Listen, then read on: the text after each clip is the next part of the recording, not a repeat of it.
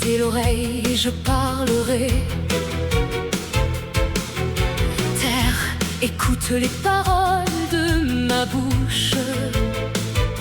Que mes instructions se répandent comme la pluie, que ma parole tombe comme la rosée, comme des ondées sur la verdure, comme des gouttes d'eau sur l'herbe. Car je proclamerai le nom de l'Éternel. Rendez gloire à notre Dieu.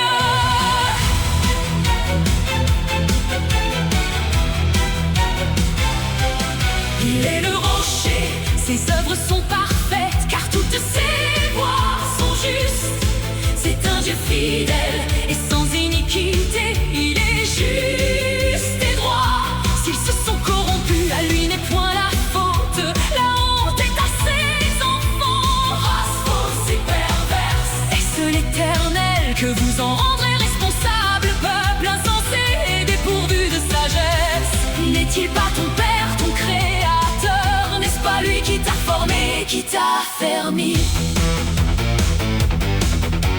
Rappelle à ton souvenir les anciens jours, passe en revue les années, génération par génération. Interroge ton père et il te l'apprendra, tes vieillards et ils te le diront. Quand le Très-Haut donna un héritage aux nations, quand il sépara les enfants des hommes, il fixa les limites des peuples d'après le nombre des fils de Dieu. Car la portion de l'Éternel, c'est son peuple, Jacob est la part de son héritage. Il l'a trouvé dans une contrée déserte, dans une solitude aux effroyables hurlements. Il l'a entouré, il en a pris soin, il l'a gardé comme la prunelle de son deuil. Pareil à l'aigle qui éveille sa couvée, voltige sur ses petits, déploie ses ailes, les prend, les porte sur ses plumes. L'Éternel seul a conduit son peuple, et il n'y avait avec lui aucun Dieu étranger. Il l'a fait monter sur les hauteurs du pays, et Israël a mangé les fruits des champs. Il lui a fait sucer le miel du rocher, l'huile qui sort du rocher le plus dur, la crème des vaches et le lait des brebis, avec la graisse des agneaux, des béliers, de basin et des boucs, avec la fleur du froment. Et tu as bu le sang du raisin, le vin. Israël est devenu gras et il a régimbé. Tu es devenu gras et père plein, et il a abandonné Dieu, son créateur. Il a méprisé le rocher de son salut. Ils ont excité sa jalousie par des dieux étrangers. Ils l'ont irrité par des abominations. Ils ont sacrifié à des idoles qui ne sont pas dieux, à des dieux qu'ils ne connaissaient point. Nouveau venu depuis peu, et que vos pères n'avaient pas craint. Tu as abandonné le rocher qui t'a fait naître, et tu as oublié le Dieu qui t'a engendré.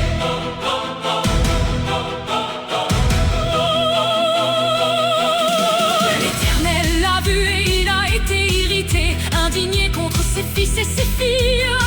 Il a dit: je leur cacherai ma face, je verrai quelle sera leur fin. Car c'est une race perverse, ce sont des enfants infidèles. Ils ont excité ma jalousie par ce qui n'est point Dieu. Ils m'ont irrité par leurs vaines idoles, et moi j'exciterai leur jalousie par ce qui n'est point un peuple. Je les irriterai par une nation insensée. Car le feu de ma colère s'est allumé, et il brûlera jusqu'au fond du séjour des morts. Il dévorera la terre et ses produits, il embrasera les fondements des montagnes. J'accumulerai sur eux les maux, j'épuiserai mes traits contre eux. Ils seront desséchés par la faim, consumés par la fièvre et par des maladies violentes. J'enverrai parmi eux la dent des bêtes féroces et le venin des serpents. Au dehors on périra par l'épée, et au dedans par d'effrayantes calamités. Il en sera du jeune homme comme de la jeune fille, de l'enfant à la mamelle comme du vieillard.